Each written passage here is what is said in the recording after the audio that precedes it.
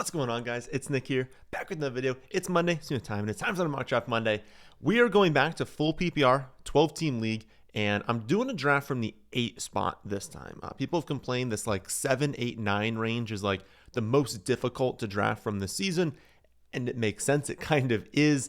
At the tail end of the first round, you're probably going to get to double dip on 2 amazing players, definitely one of the elite wide receivers, and then probably an elite running back as well. With a top 6 pick, you get one of the top 6 locked in players, so that's kind of your consolation prize for not getting a second tier 1 player. But when you're in 7, 8, 9, it can become difficult. You're kind of choosing first amongst a lot of really good wide receivers, and then the second round, you might not get as good of a player as people get the tail end of round 1. So let's try and do a draft from this spot.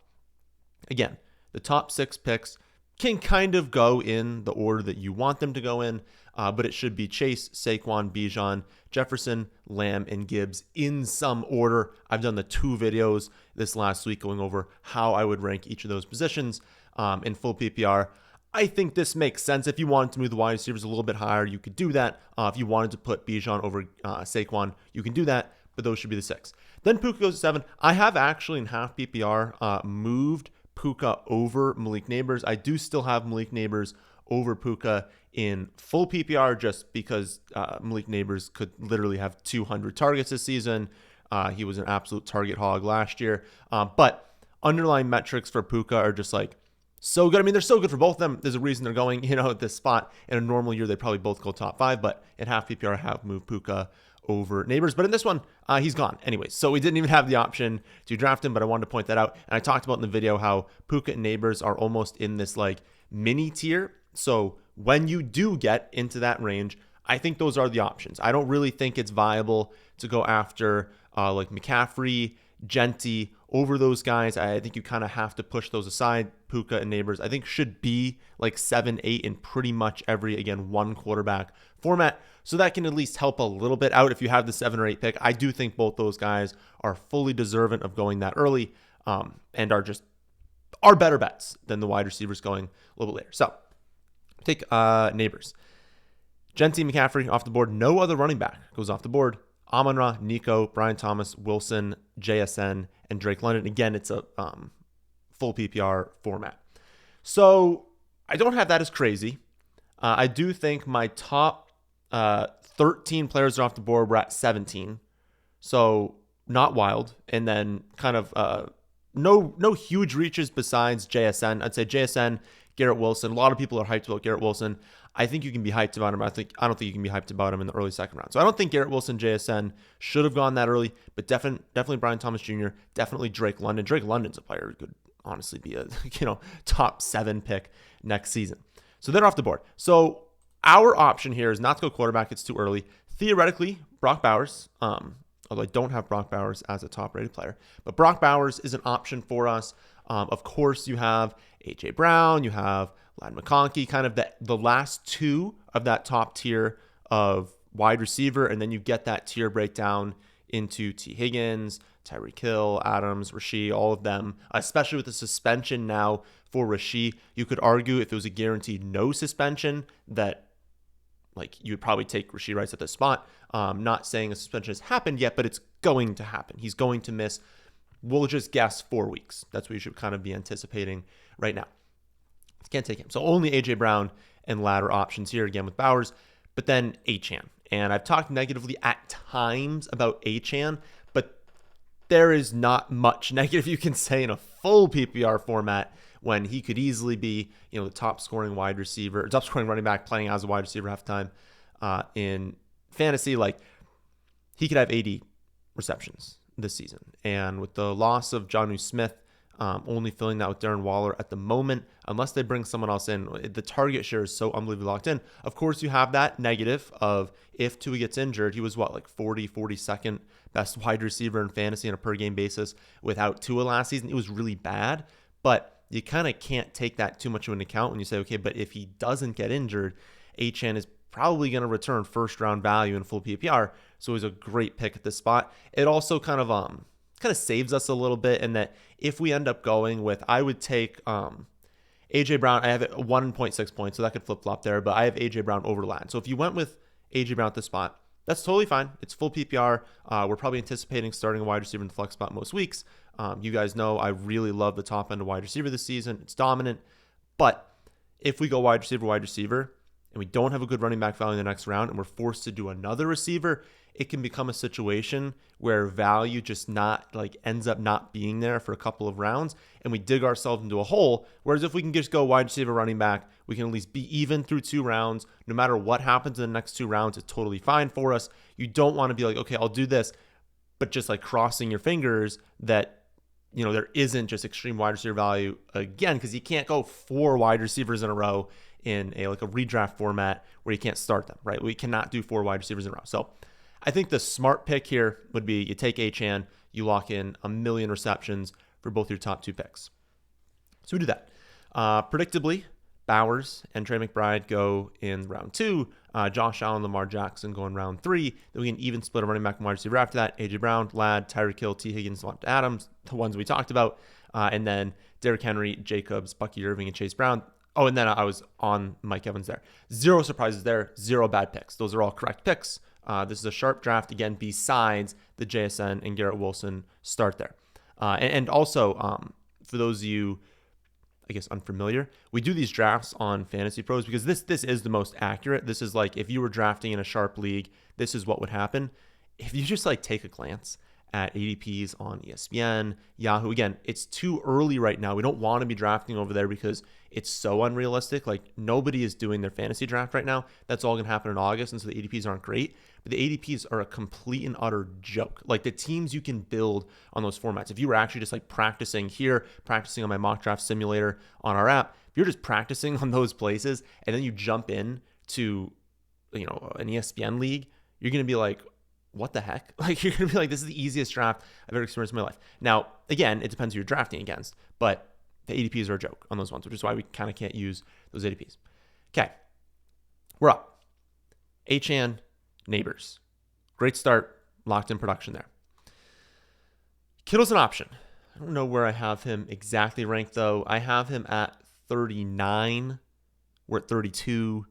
Our next pick is going to be, if we got Kittle at 405, I think that's a much stronger selection. Take him in the 3rd round here. It's not amazing. It's definitely fine to do. And you could go with that core pillar strategy we talked about last week, taking, could Neighbors be the number 1 wide receiver, Achane be number 1 running back, Kittle be number 1, and then we take a quarterback in the 4th round and kind of just build that core there, and then just take all the running backs and wide receivers after that. It's a very viable strategy this season. And honestly, I think I like it the most with George Kittle. I don't want to do it in back-to-back weeks, kind of showing you the exact same build. And if this were my hometown league, I think I just like the value. People ask me all the time, which would you prioritize, quarterback early or tight end early? I think my answer this season is going to be quarterback early, just because there are so many tight ends I like late. And I know there's a lot of quarterbacks I like late as well. And I'd be fine waiting on both of them, honestly. I just think the opportunity to kind of double dip at tight end later on with Ferguson, Tyler Warren, Dallas Goedert, Colston Loveland, Hunter Henry super late if you wanted to wait that long. Even taking a shot on an Evan Ingram if he falls, but it's there's so many options at the literal end of your draft that it's why not just take 2 shots there instead of taking a shot on tight end, when it's historically you look at data and league winners and stuff like that, right? We have the data on the website. You can see early round tight end has success. It's early round tight end doesn't have success. Travis Kelce has success, right? All of that data, all of that being oh wow, it's actually viable going early. It's all because of Travis Kelce. If you remove him, it's actually not that viable going early at tight end. So it's a little bit scary kind of taking some of these guys early on when it's it's only been Travis Kelce doing it. But again, if I was going to do it, it'd be with George Kittle. All right. Next pick. We have Kittle at wide receiver. Rashee probably is close to the top here. I don't think he's going to end up being the top ranked player. And again, it's going to depend on the exact suspension that we see here.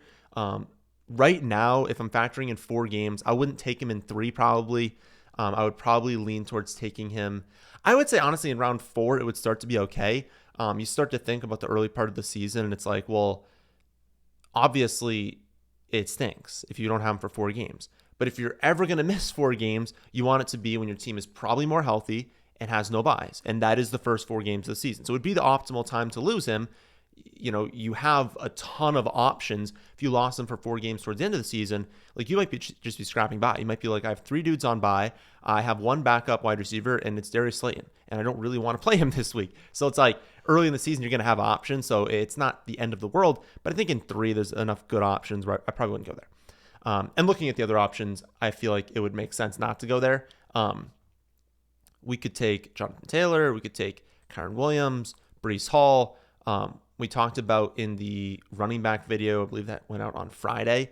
I like all these guys. I want 2 top 22 running backs, and that would basically end with like Kamara, Ken Walker, James Cook. You guys know I don't love Chuba. James Conner's fine, but obviously not in this range. Like among these guys I just mentioned, I want one of these 6. So I want one of JT, Kyren, Breece Hall, Kamara, Ken Walker, and James Cook. Now, we probably will. There's going to be 8 picks that go by, and we should probably game plan 2 players that we can take. I want one of them. I don't want to take Rashee Rice here. If I didn't get Rashee Rice, looking at the wide receiver rankings, I mean, T is gone. I like Marv. But honestly, at this pick, it doesn't make a ton of sense to take a wide receiver. There's a lot of similarities between taking a shot on Rashee, taking Terry McLaurin, taking DJ Moore, Marvin Harrison Jr., even really into like Sutton and Metcalf, who are not as good in full PPR, but there's a lot of similarities there. And if I took a round 1 wide receiver, I'm kind of assuming that Malik Neighbors is going to kind of be that force for our team. So I don't think I would take wide receiver here. I would probably lean towards either taking the running back or taking George Kittle.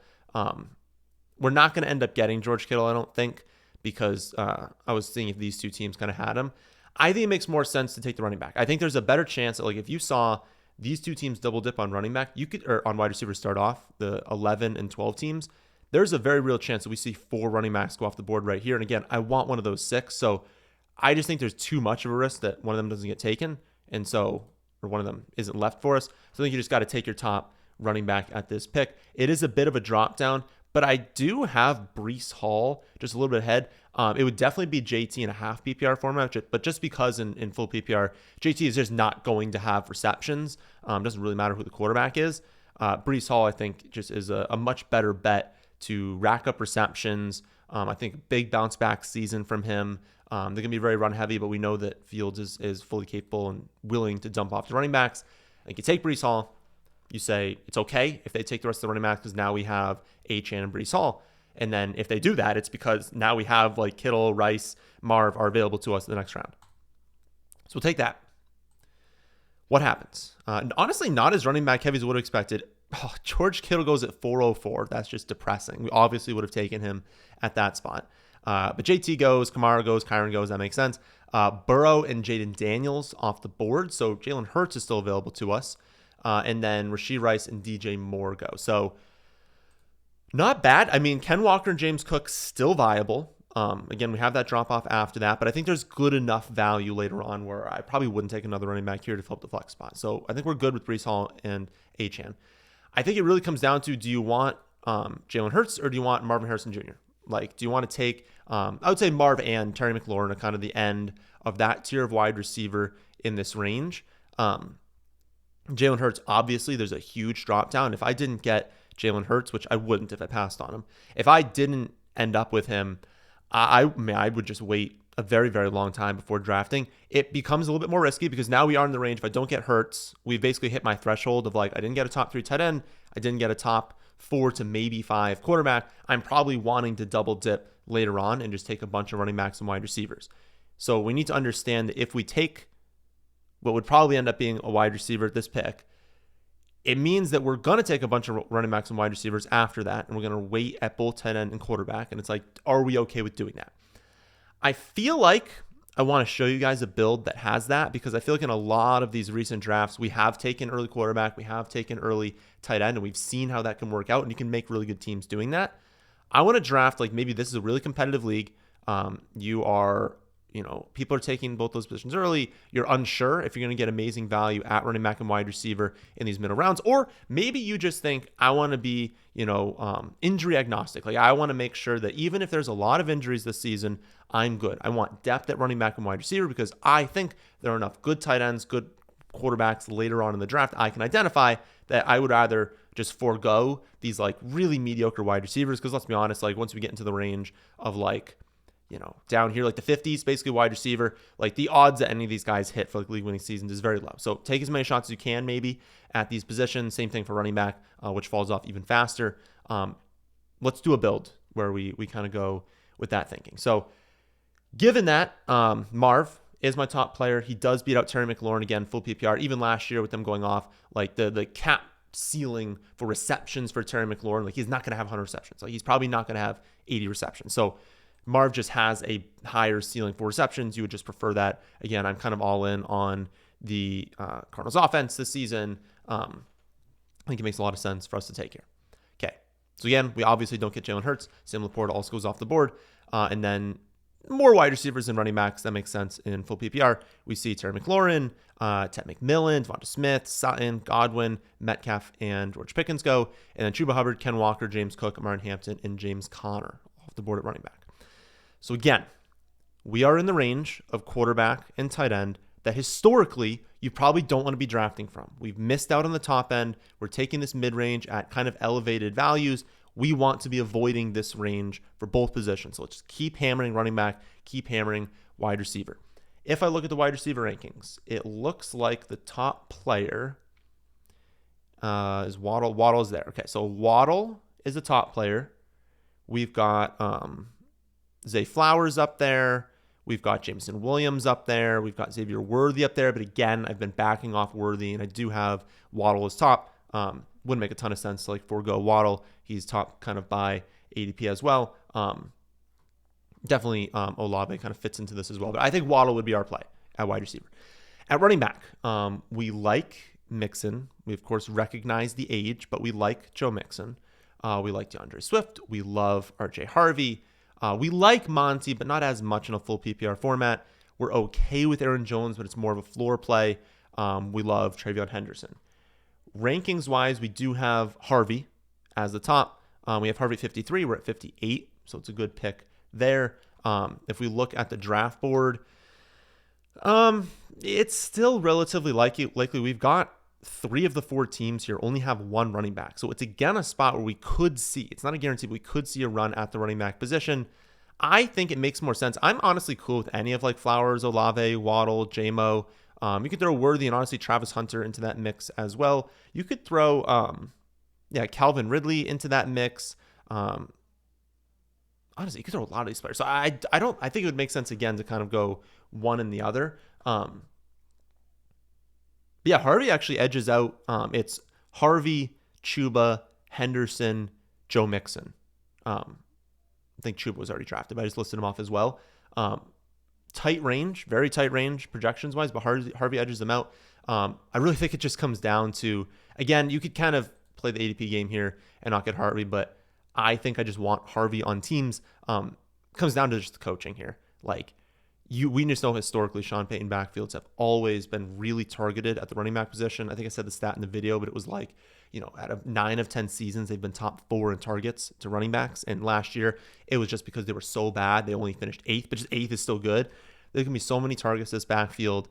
Harvey's an incredible running back.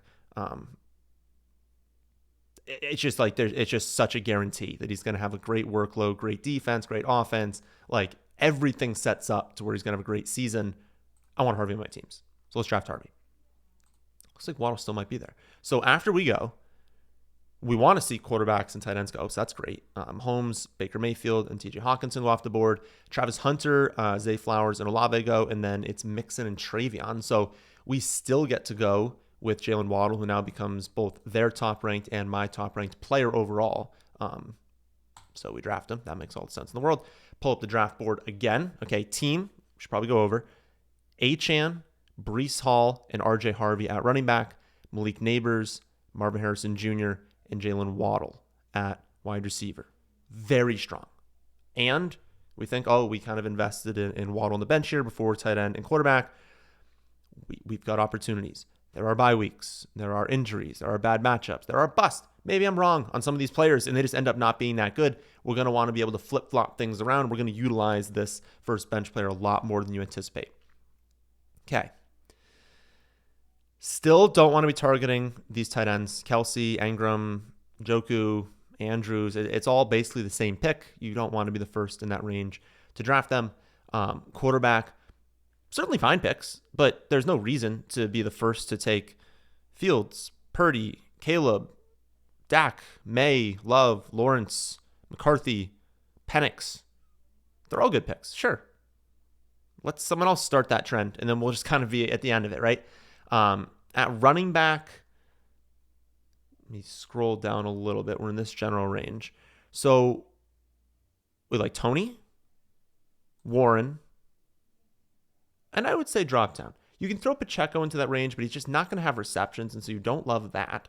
I would say Tony Pollard and Jalen Warren are pretty clearly top two. Go to wide receivers, Rome Odunze, Juwan Jennings. How does he really stand out? Where do I have? I have Rome Odunze at, where'd he go? 61, and we're at 80. So Rome Odunze is a phenomenal pick, but Juwan Jennings also a great pick. He's at 69. Tony Pollard I have down at 79, but we're at 80, so that's totally fine.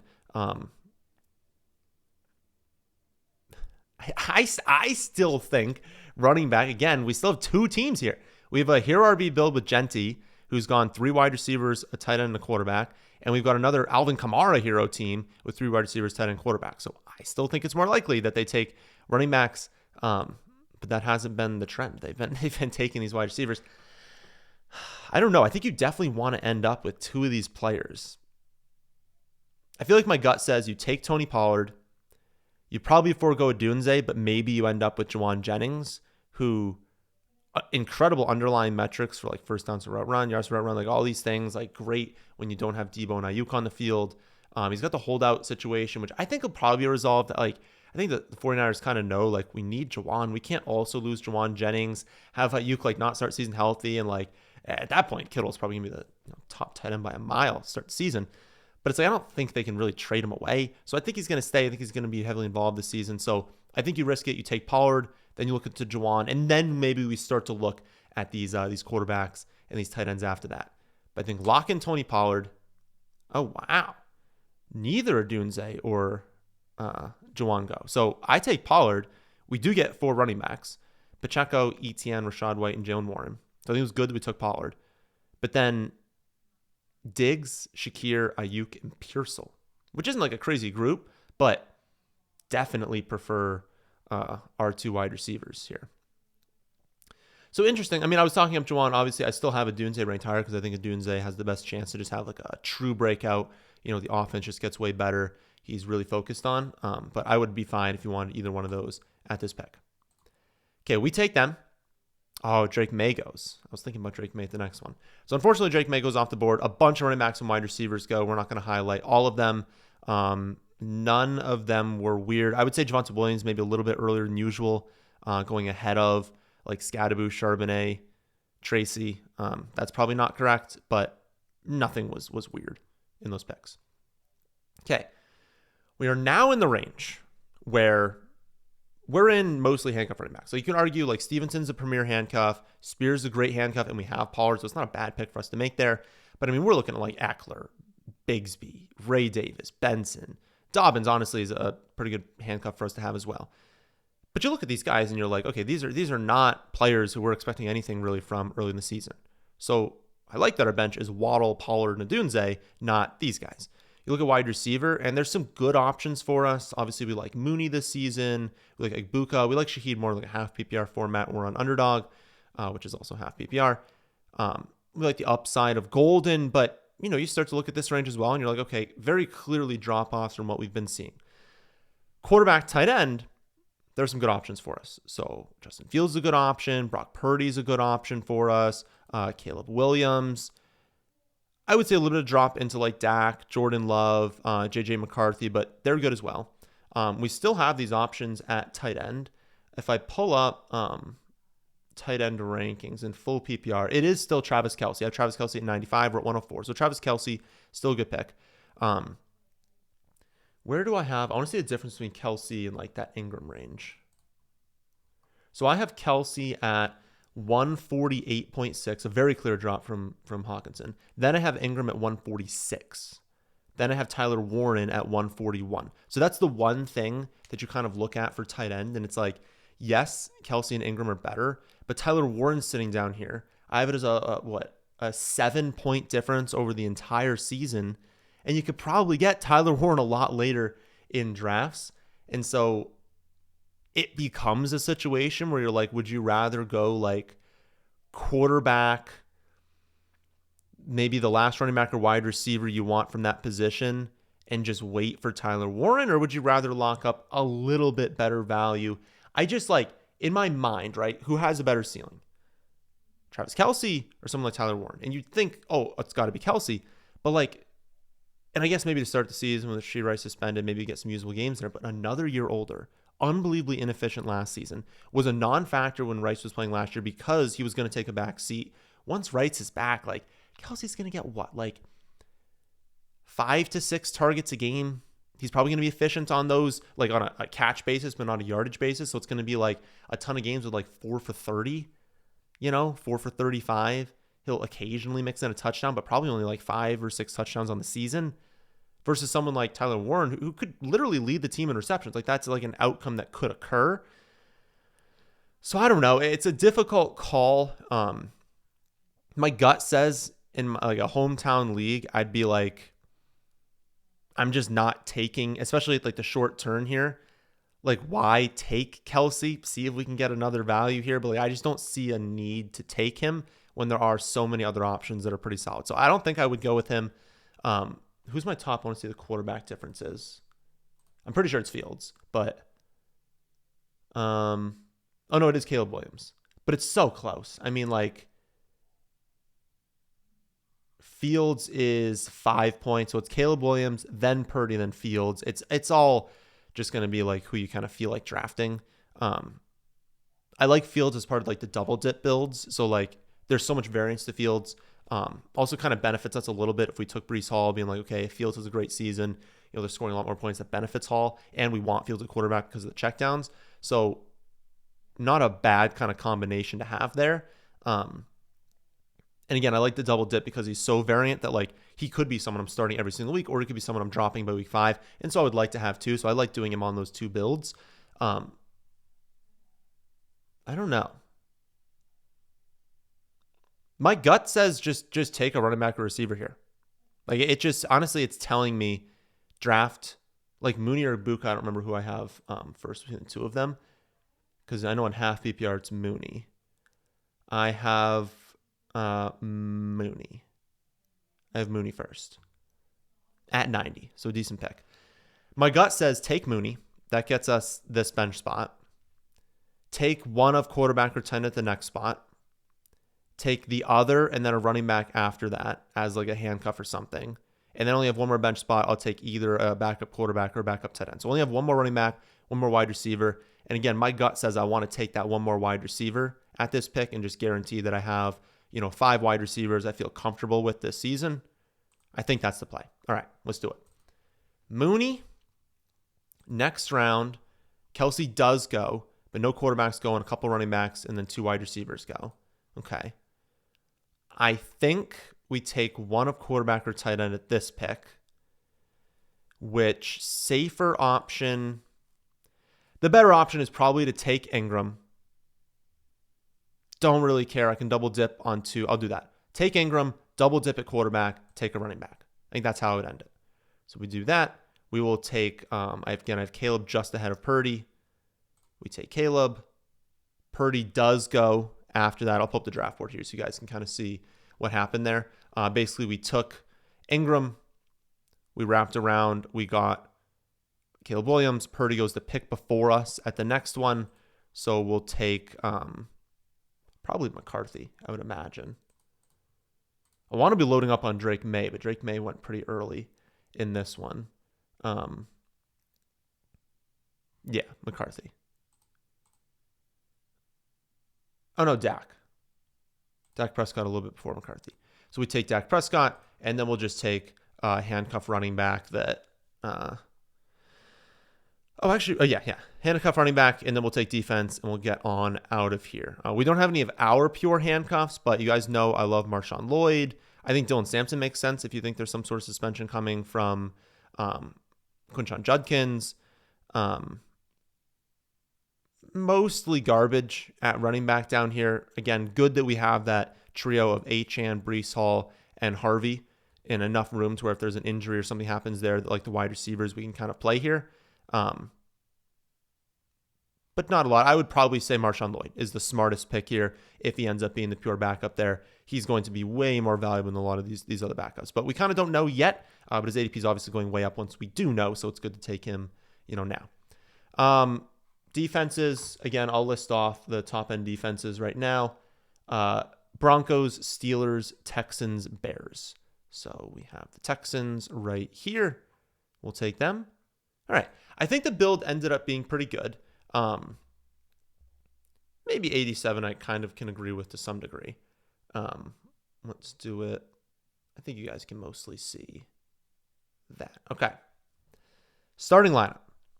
Caleb Williams, Devon Achane, Breece Hall, Marvin Harrison Jr., Malik Neighbors, Evan Ingram, RJ Harvey, and the Houston Texans. And then the bench, Waddle, Pollard, Adunze, Mooney, Dak, and Lloyd.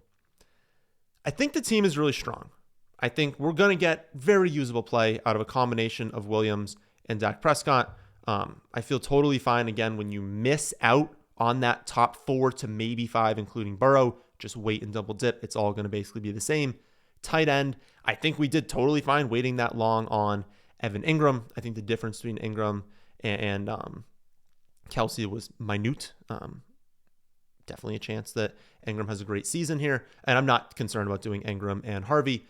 Love the running backs. I think we probably have one of the best running back cores you can think of, not taking a running back in round 1.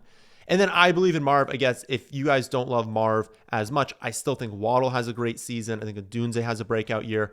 I would trust Mooney, honestly, at wide receiver 2 or flex spot at times this season. I think they're going to be so pass heavy for the Falcons. I think it's a very, very strong team, and it's a very safe team. If you run a competitive league, you want a very safe team, right? I'm good at quarterback. I know I'm going to get fine production there. I feel fine at tight end, and I feel good at the skill players in that if I see injuries and bye weeks and busts, I have a depth on the bench that I can kind of mix in there. When you forego the early round player and you take the quarterback early, you definitely increase that starting lineup potential, but you lose one of those shots on a potential league winner and running back and receiver.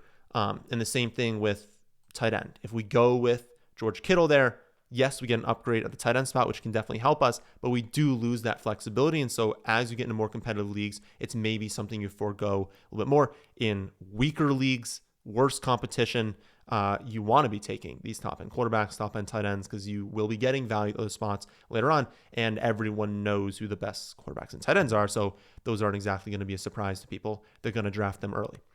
All right. That'll do it for this one. Thanks you all for watching. Live stream tomorrow night, 6 p.m. Eastern. Come to that with any questions. I'll try and answer every single question in the stream. That'll do it for this one. Thank you all for watching.